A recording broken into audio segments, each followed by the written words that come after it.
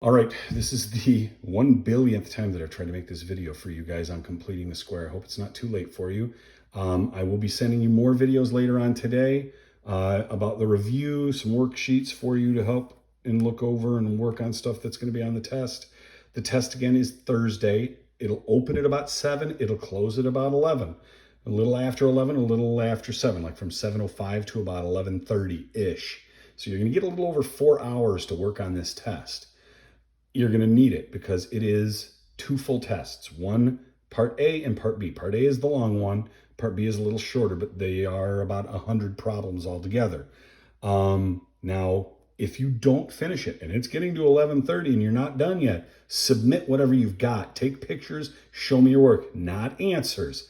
I'm not accepting answers and just typed in answers. You've got to show your work. Take pictures of it. Show me your graphs. Show me everything with this.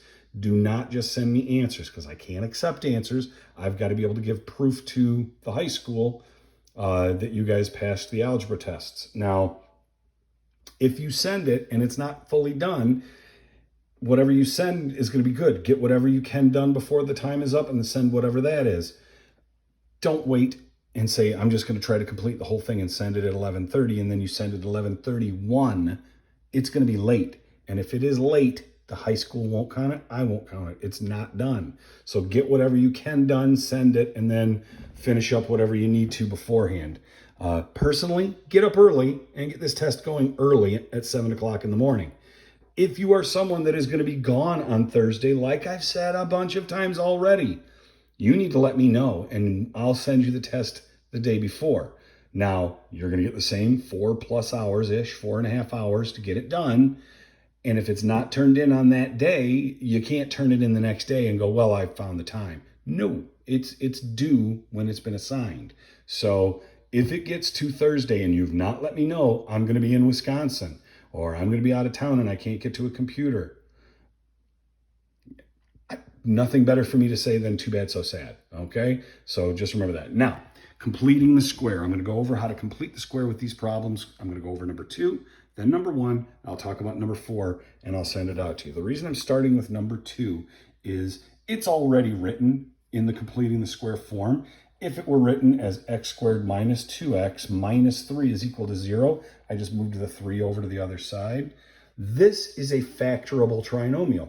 I could do this and go x plus, x minus, and 1 and 3. I could factor this trinomial into 2 binomials, and it equals 0. X plus 1 equals 0. X minus 3 is equal to 0. And your answer should be x minus 1, or I'm sorry, x is equal to -1, and x is equal to a positive 3. So -1, positive 3 are your answers for this. It works out. It's factorable. Problem is, they want you to work on completing the square to be able to finish this. Okay, so they've already written it into the form that it needs to be for completing the square. Completing the square won't always be useful. Like for this one, it was easier to set it up into the binomials and work it out from there, factoring it out. But for one like this, where it's written as a trinomial, and you start looking at factoring it, I cannot think of any factors of 4, 1 and 4, 2 and 2, that add up to, oi, outside, inside, that add up to our b value, middle value of the trinomial when you do the factoring. It doesn't work. It can't be factored. So that's when completing the square is going to be useful. If it's written like this, and if it can be factored by doing a trinomial, why do this method? It works, but why do it? Now, here's completing the square. You're going to use the value of b to be able to complete the square and turn this into a trinomial that is factorable, a perfect square. You have to take half of whatever b is.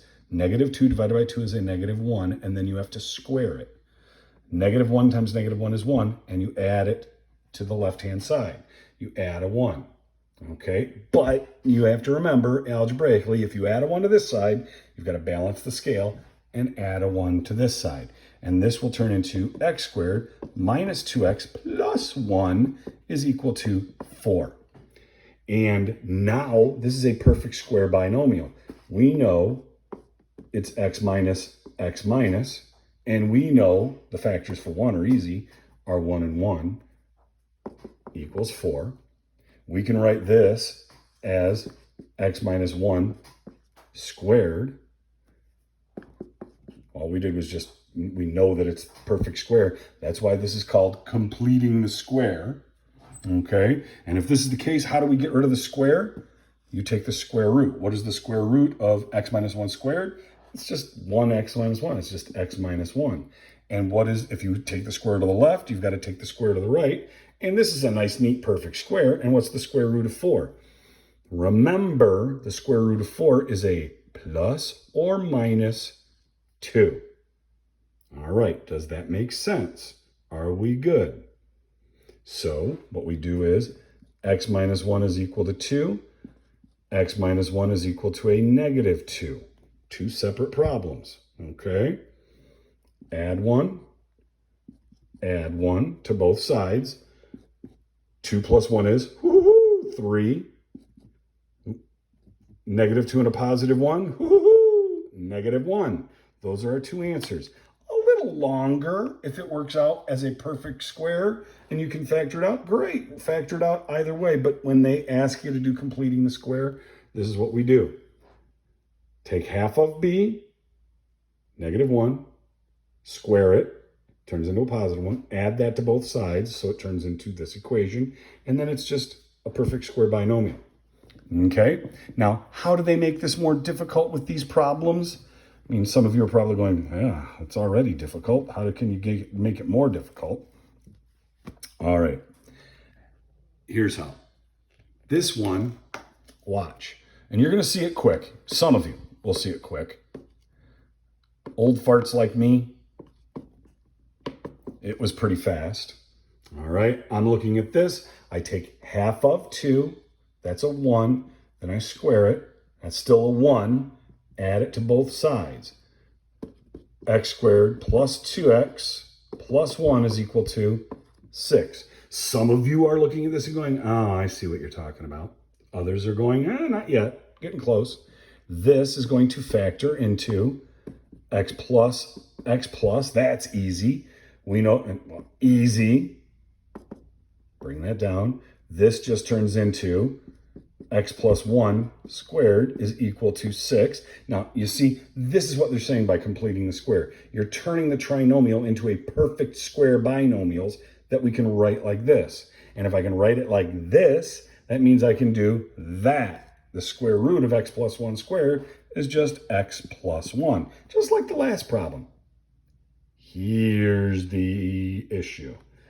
The square root of 6. There is no perfect square root of 6, but you guys are old farts now. You're good with a calculator. Take the square root of 6 and, like it says in the problem, round the answer to the nearest hundredth, okay? So the square root of 6 is like 2.445, blah, blah, blah, blah, blah. I'm going to put this just because it's going to be rounded. It's approximate. It's around plus or minus 2.45, okay? I rounded mine to the tenths and made it 2.5 in one of my earlier videos. It works out either way, and you're going to see when we look at the answers at the bottom, they rounded theirs to the hundredths, so I rounded mine to the tenths. Big, hairy deal. We were both right, and I probably wouldn't have marked it wrong on anybody's if you did that. You have to go x plus 1 is equal to 2.45. X plus 1 is equal to negative 2.45. All you're doing is subtracting 1 from both sides, okay? X equals, subtract 1 from the 2, it's 1.45. Subtract 1 from the negative 1, or 2.45, and it should be x equals a negative 3.45. So those are your two answers. X is equal to 1.45 and x is equal to 3.45. I did it the last time. I got x is equal to 1.5 and x is equal to negative 3.5. Guess what? We're both good. We're both right with this if we did that. Now, eventually my computer's going to connect here and I'm going to be able to scroll down on this stupid test. Good. If you look at the answer choices, look at this. Oh, x is equal to 1.45, x is equal to 3.45. Yippity skippity. We've got the answer down to the bottom of the page. It works. Now, what if they write it in the quadratic equation? Okay, if they write it as the quadratic equation form, which we're mostly used to, you know, that's the way we can Oh, my battery is low. I better hurry. Okay, get this video over with before it all explodes. We can, if you can factor it, this one, like I showed you before, x squared plus 12x plus 4 is equal to 0. You can't factor it out. It doesn't work, and it's definitely not a perfect square binomial. So what you have to do is move the constant to the other side. So it turns into x squared plus 12x is equal to a negative 4. Makes sense?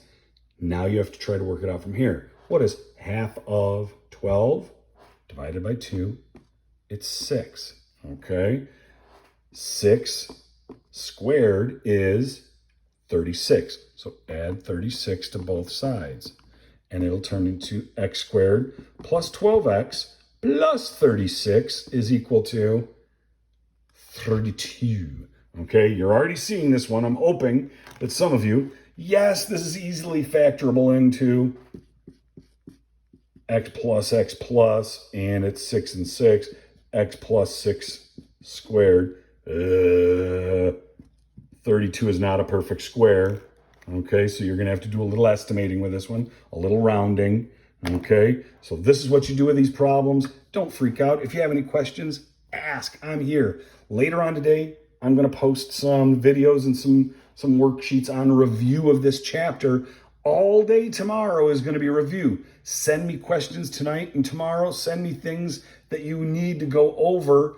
I may post the worksheets that we're going to be doing tomorrow today, like in about a half an hour, so you can look it over, find stuff that you're a little crappy with. Ask me about it, and we can go over it tomorrow. So good luck. I'll talk to you later. Bye.